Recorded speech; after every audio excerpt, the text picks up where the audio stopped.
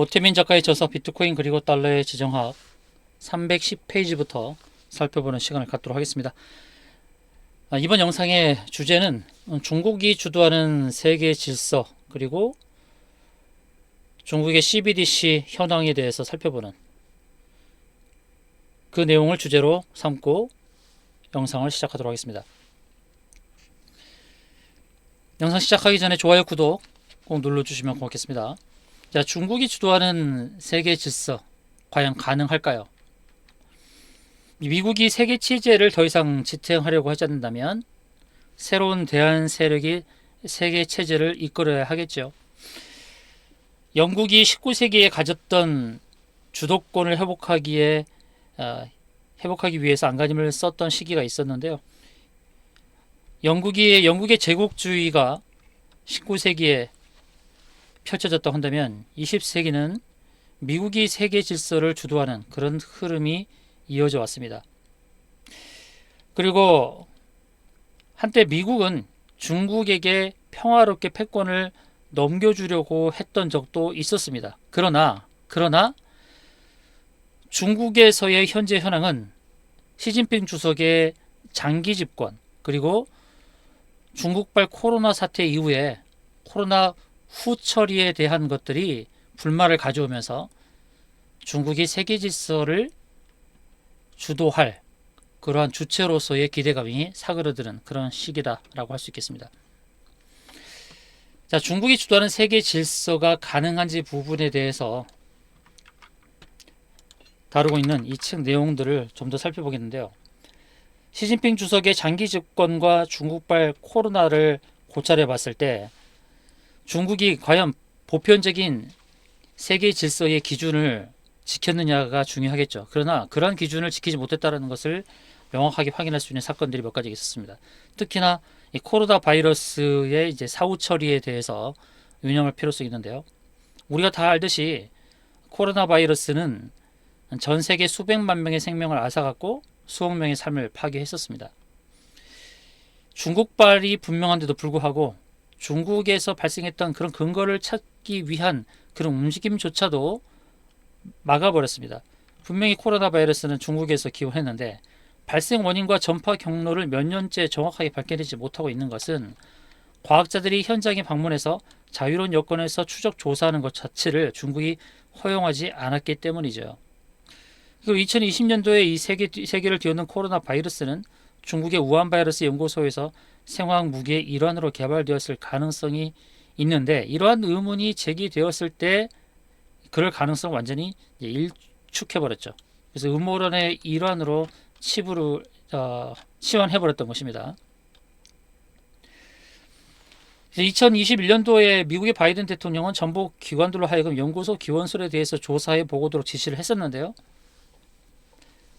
그러나 그 진행이 실제로 잘 되어지지 않았었습니다. 이 내용을 알고 계신지 모르겠는데 중국 안과 의사 리원양이라는 사람이 2019년도 12월 달에 코로나 바이러스의 존재를 가장 먼저 세상에 알렸다고 합니다.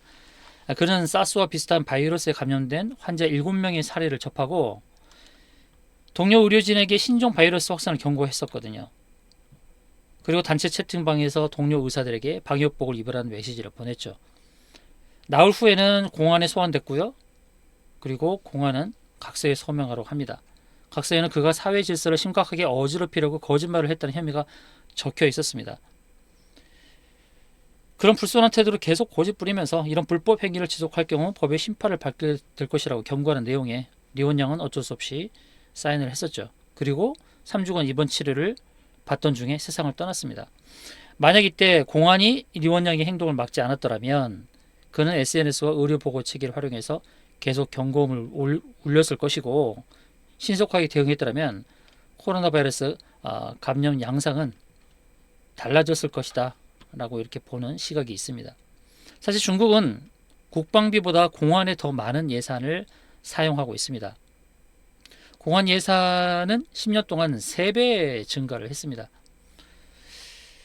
그래서 이제 중국이 세계적인 보편 질서를 지키는 수준으로 간다 그러면 감시체제나 검열하는 것 이런 것 위주로 가서는 안 되겠죠.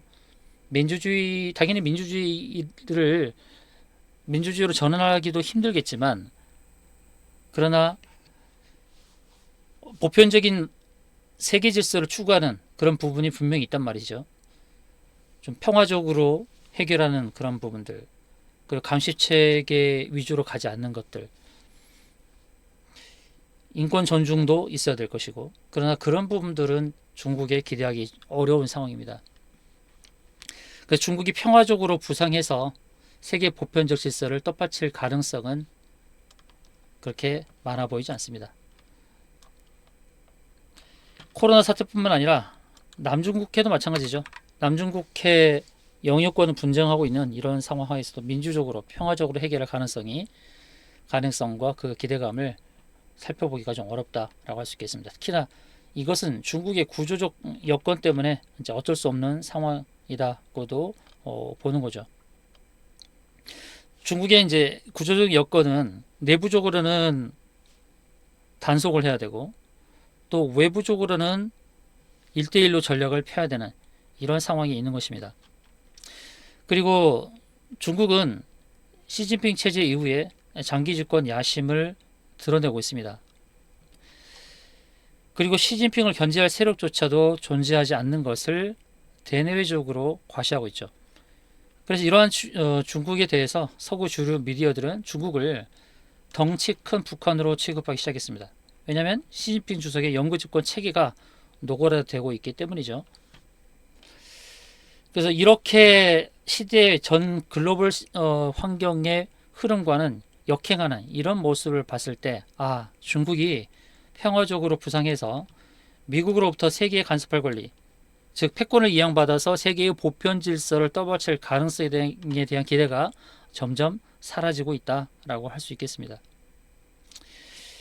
그래서 시진핑 주석은 야심을 감추라는 전임자의 조언을 계속 무시했고, 남중국해와 코로나 사후 처리에서 세계의 보편적 기준을 존중하지 않고 있죠.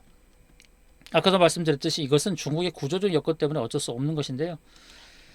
그것은 공격적 민족주의를 통해서 내부 정치의 권위적 압제를 정당화해야 됩니다. 그리고 소수민족을 통합하기 위해서 내부적으로 압제를 강화하고 대외적으로는 공격적 외교를 펼칠 수밖에 없는 구조적 여건 때문인 것이죠.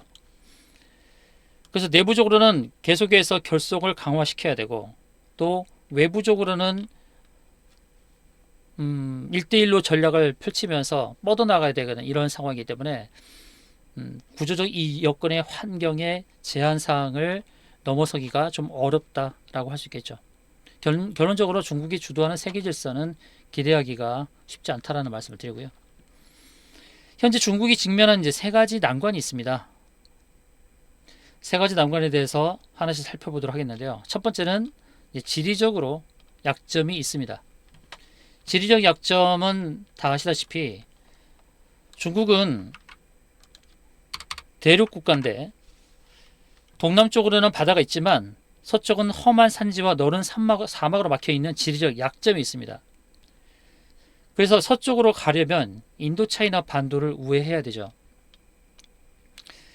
근데 중국은 해상로로의 진출, 특히 태평양으로서의 진출을 모색하기 위해서 타이완을 반드시 손에 넣어야만 하는 것입니다. 그래서 현재 상황에서는 중국은 지리적으로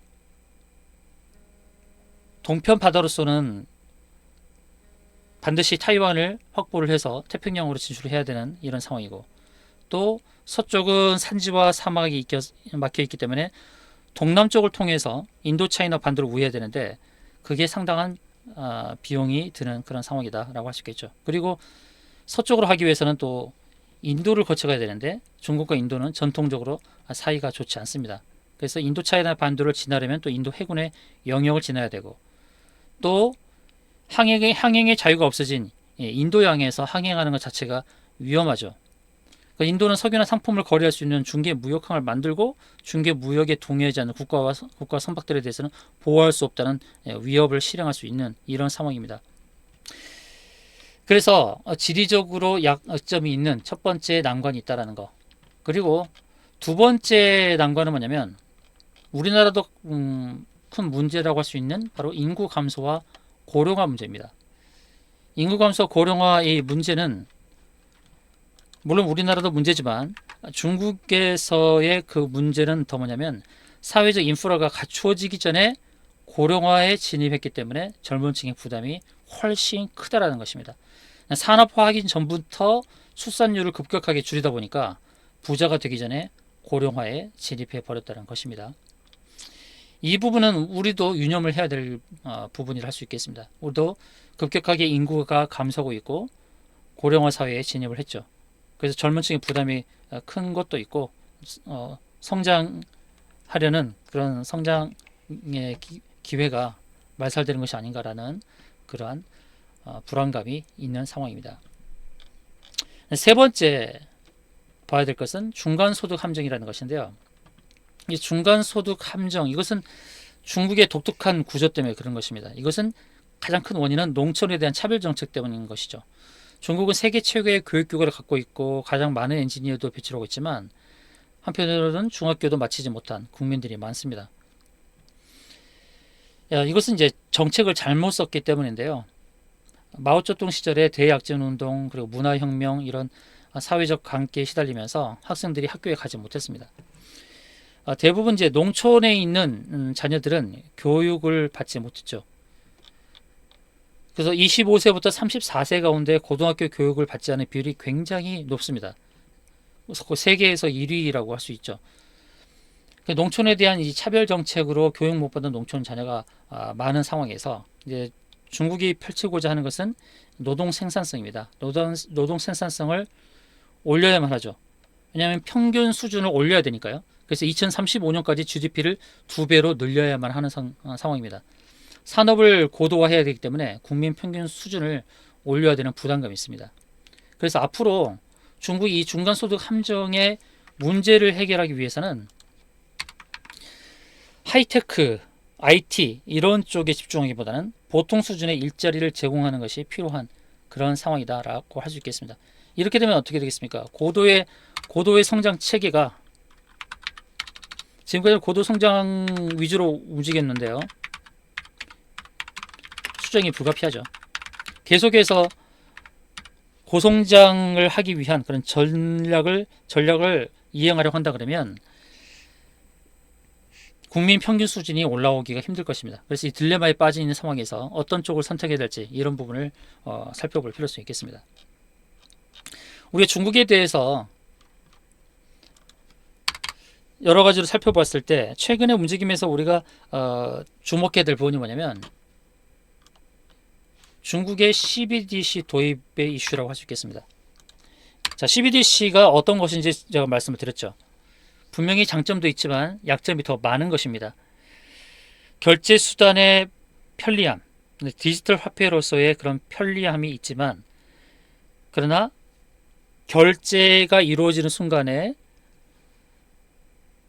특정 날짜와 그리고 장소 그리고 함께했던 사람 이런 것까지도 다 파악될 수 있어서 사생활 간섭의 이슈가 있다는 것입니다. 그런데 CBDC 도입의 가장 우호적인 나라가 중국이라는 것이죠. 당연히 중국일 것이다 라고 보는 시각이 많을 겁니다. 그만큼 감시 체계가 잘 잡혀 있고 또 이 CBDC 도입을 통해서 감시 체계를 더 공고히 할 수 있기 때문에 중국이 제일 앞서 있다는 것에 대해서는 누구나 잘 아는 사실이라 할 수 있겠죠. 근데 우리나라도 열심히 도입을 하고 합니다. 한국은행 도입하려고 합니다. 한국은행이 CBDC 도입에 적극적인 이유는 디지털 형태의 법정 화폐 인프라 구축, 또 개방형 공공화폐 시스템, 그리고 사용자 데이터 및 프라이버시 보호 이런 내용이 나와 있는데요. 이게 과연 가능할까요? 이 CBDC 도입이 이런 프라이버시까지 보호해주는 것 부분이 분명히 아닐 텐데도 불구하고 이 내용을 내세우고 있습니다. 그리고 전자정보법 일부 개정 법률안이 발의가 됐어요. 9월 초입니다. 이만희 의원 등 10인이 전자정보법 일부 개정 법률안을 발의를 했는데요. 이 내용도 지금 큰 이슈가 되고 있습니다. 입법 예고 기간이 9월 10일까지로 되어 있던데 여러분은 어떻게 생각하십니까? 이 부분을 동의해야 되겠습니까? 이 CBDC의 약점, CBDC가 사생활을 간섭하고 침해할 수 있는 이런 부분을 감안했을 때 한국에서 CBDC 도입하는 것을 적극적으로 찬성해서는 안 된다. 저는 그렇게 보고 있습니다. 일부의 편리함을 가져오는 대신에 우리의 개인적인 사생활이 노출되는데 과연 편리함을 얻기 위해서 사생활 노출을 용인하시겠습니까? 그래서 중국 CBDC 도입 이슈 이것과 더불어서 한국도 따라가는 이런 상황들을 예의주시해야 되겠고요. 그리고 이 CBDC와 관련해서 암호화폐가 어떤 상관관계를 갖는지를 추적하는 것이 굉장히 필요할 것입니다.